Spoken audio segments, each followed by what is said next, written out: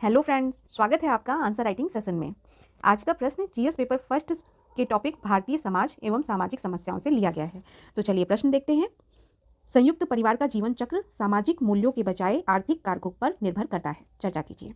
तो फ्रेंड्स, हमें ये पहले तो 2-3 लाइन में हम ये बताएंगे कि संयुक्त परिवार क्या होता है और संयुक्त परिवार का जीवन चक्र यानी कि परिवार के विभिन्न चरण या अवस्थाएं, है ना, वो सामाजिक मूल्यों के बजाय आर्थिक कारकों पर निर्भर करता है। तो इसकी फ्रेमिंग में हम क्या कर सकते हैं कि पहले तो हम 1-2 लाइन में बताएं कि संयुक्त परिवार क्या है।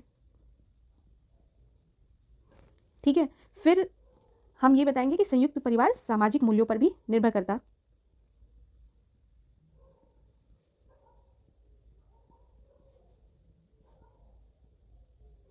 1-2 लाइन पे ये बताएंगे। फिर हम आगे ये बताएंगे कि संयुक्त परिवार सामाजिक मूल्यों के बजाय आर्थिक कारकों पर अधिक निर्भर करता है। ठीक है, तो आर्थिक कारक का जिक्र हमें सबसे ज़्यादा करना है। ठीक है, और 1-2 लाइन में हम इसका निष्कर्ष लिख देंगे। ठीक, तो चलिए स्टार्ट करते हैं हम। फ्रेंड्स, सबसे पहले हम ये जानेंगे कि संयुक्त परिवार क्या होता है। संयुक्त परिवार जिसमें एक से अधिक युगल होते हैं यानी दंपति होते हैं और उस परिवार में अक्सर 2 से अधिक पीढ़ियों के लोग एक साथ रहते हैं, वही संयुक्त परिवार होता है। हम आमतौर पर ये जानते हैं कि संयुक्त परिवार का जो जीवन चक्र है वो सामाजिक मूल्यों पर आधारित है। ठीक है, जैसे उस परिवार का कैसा संस्कार है, उसके नैतिक कर्तव्य के कारण लोग संयुक्त परिवार में बने रहते हैं। उस परिवार का सामाजिक मूल्य क्या है, उसकी वजह से संयुक्त परिवार में बने रहते हैं। जिसके कारण अगर परिवार का कोई सदस्य कमज़ोर भी है किसी तरीके से, तो उसको भी उस परिवार में पालन पोषण मिल जाता है और उसका भी जीवन अच्छे से, उसके परिवार का भी जीवन अच्छे से चल जाता है। ठीक है, लेकिन धीरे धीरे फिर ये महसूस किया जाने लगा कि संयुक्त परिवार का जो जीवन चक्र है वो सामाजिक मूल्यों के बजाय आर्थिक कारकों पर अधिक निर्भर है। ठीक है, तो हम धीरे धीरे इसको एक्सप्लेन करते हुए आगे बढ़ेंगे। ठीक है, तो पहले हम ये आंसर लिखेंगे 2 लाइन में। तो पहले पैराग्राफ में हम संयुक्त परिवार के बारे में बताएंगे कि क्या होता है। दूसरे पैराग्राफ में हम संयुक्त परिवार के सामाजिक मूल्य पर बल देंगे और तीसरे पैराग्राफ में हम आर्थिक कारक पर ज़्यादा बल देंगे और चौथे पैराग्राफ में हम निष्कर्ष लिखते हुए अपने उत्तर को समाप्त करेंगे। तो चलिए शुरू करते हैं अपना उत्तर।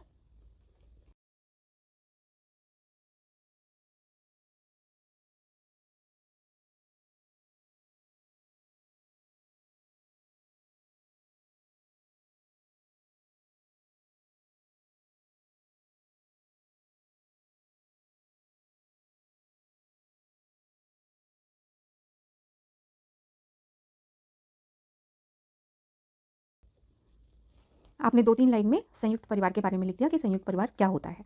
ठीक है, अब दूसरे पैराग्राफ में आपको संयुक्त परिवार के सामाजिक मूल्य पर बल देना है। तो हमको यही लिखना है कि संयुक्त परिवार का जीवन चक्र सामाजिक मूल्यों पर आधारित होता है आमतौर पर, और सामाजिक मूल्य, संस्कार या नैतिक कर्तव्य के कारण लोग संयुक्त परिवार में रहते हैं। ठीक है, जिसके फलस्वरूप या परिणाम स्वरूप परिवार के कमजोर व्यक्ति को भी वही सुविधाएं प्राप्त हो जाती हैं जो परिवार के अन्य सदस्यों को प्राप्त होती हैं। ठीक है, लेकिन समय के साथ या ऐसा महसूस किया जाने लगा कि संयुक्त परिवार का जीवन चक्र सामाजिक मूल्यों के बजाय आर्थिक कारक पर अधिक निर्भर करता है। तो जो हम लास्ट लाइन लिखेंगे इस पैराग्राफ में, वो तीसरे पैराग्राफ के लिए एक पृष्ठभूमि तैयार करेगा। ठीक है, तो हम अगला पैराग्राफ लिखते हैं।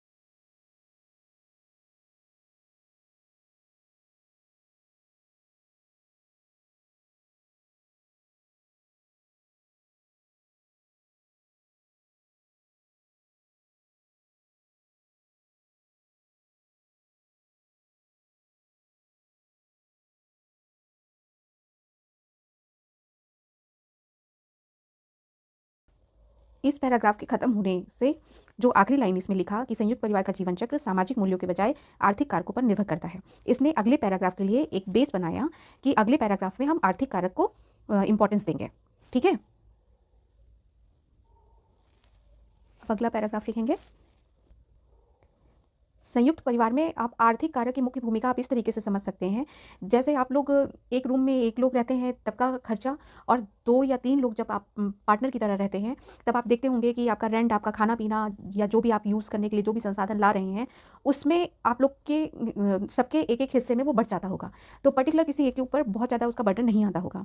तो उसी तरीके से आपको समझना है कि संयुक्त परिवार में आर्थिक कारक कैसे मुख्य भूमिका निभा रही है। लोग संसाधनों को साझा करते हैं, साझा घर है, साथ-साथ खाना-पीना, घरेलू वस्तुएँ, इन सब चीज़ों की वजह से निश्चित रूप से उन खर्च में कमी आती है। और इसी वजह से लोग संयुक्त परिवार में रहते हैं, ऐसा देखा गया है ना? कि अगर परिवार के किसी सदस्य की आय बहुत ज़्यादा हो गई है और वो अकेले सारा संसाधन जुटाने में समर्थ है, ठीक है? तो वो संयुक्त परिवार से अलग हो जाता है या उसके एकाकी परिवार में रहने की जो प्रवृत्ति है वो बढ़ जाती है कि मैं अलग अपना रह लूँगा, ठीक है? तो कहीं न कहीं आर्थिक कारक मुख्य भूमिका निभा रहा है ना। दूसरी तरफ आप ये देख सकते हैं कि जैसे औद्योगीकरण बढ़ रहा है, वैश्वीकरण बढ़ रहा है ना? तो उसकी वजह से बेहतर रोज़गार के लिए या बेहतर जीवन स्तर के लिए युवा अपने परिवार से दूर जाकर बसने लगते हैं और कहीं न कहीं वहीं अपना शादी-वादी करके सेटल हो जाते हैं, ठीक है? तो जिससे संयुक्त परिवार टूट जाता है, ठीक? तो हम इस वाले पैराग्राफ में आर्थिक कारक को ही मुख्य रखेंगे। तो स्टार्ट करते हैं।